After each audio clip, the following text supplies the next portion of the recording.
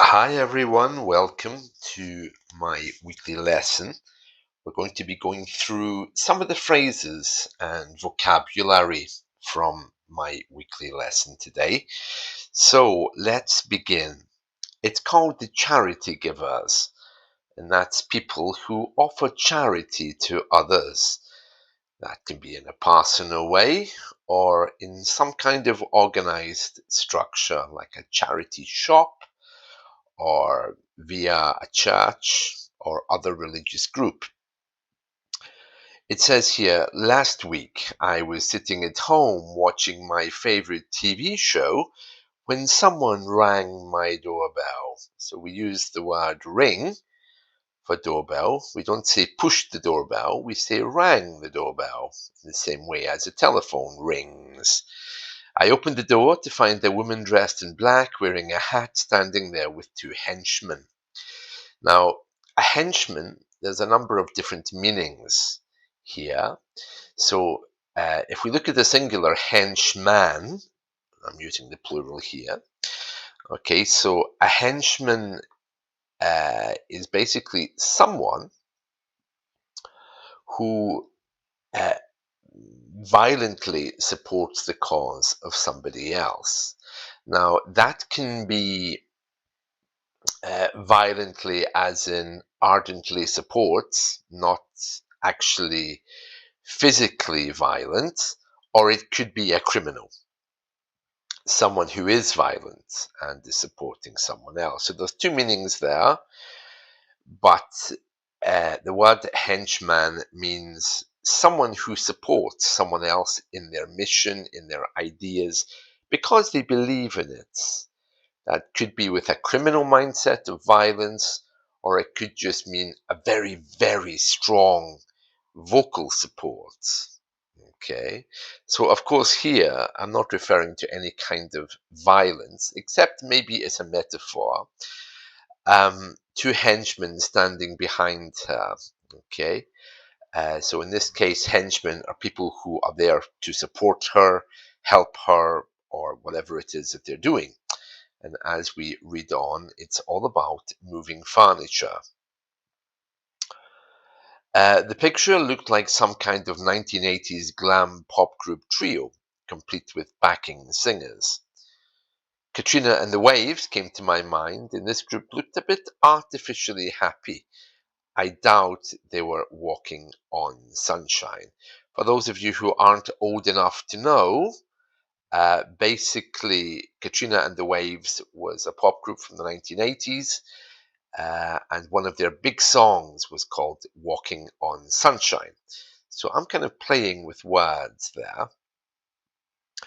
Are you Danny? She asked, with direct eye contact and a flashing of teeth. Now, this is a very poetic way of saying that she smiled. Okay, she flashed her teeth. If you flash something at someone, you're referring very specifically to how they quickly show you something. Okay. I immediately picked up on the accent and realized she wasn't English, and my radar started to try and work out where she was from. I settled with, that means I agreed with myself finally that she was either Italian or Greek. Two very different cultures, but she looked that way. She had dark features. She was dark haired, had dark eyes, which made me think she was maybe from southern Italy, but with the teeth. You know, Stereotypically, Greek people have kind of large block teeth. Of course, not all of them. They have larger bone structures, I think, than Italians, at least in my experience, anyway. So that's why I wasn't sure if she was Italian or Greek. No, I replied. Ah, it's the apartment across from you, I think. He's not at home. Can I leave something with you to give to him? She muttered in bad English.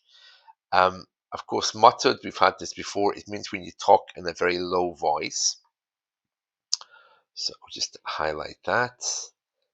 I resisted the urge to correct her. That means the voice inside me that said that I almost certainly should. And there we are. There we are. Very nice, very nice. So that is today's phrases. Okay, so henchman was the most important one there. Just to clarify, a henchman is someone who strongly agrees and supports someone else, even to the point of criminal activity and violence. You hear it a lot when people here talk about crime, but in this case, it's fairly innocent. I think at least there was no violence anyway. There we are. So we'll leave that for now and we'll move down here and we'll just add in a little bit of a motivation question. Just call it Monday and we will say, what is motivating you to study today? Interesting question. I have loads of university work to do. I've been at it all weekend, so I'm not going to do anything today. I'm taking a bit of a break, and I'll pick it up again tomorrow. Most of what I need to do is done, but it's an interesting question, isn't it? What is motivating you to study today? There we are. And I want you to spend a moment asking yourself that. And if you have any problems with studying, study techniques, time management, come and talk to me. Maybe I can give you a few ideas. That's it from me. Let's talk again soon. See you. Bye.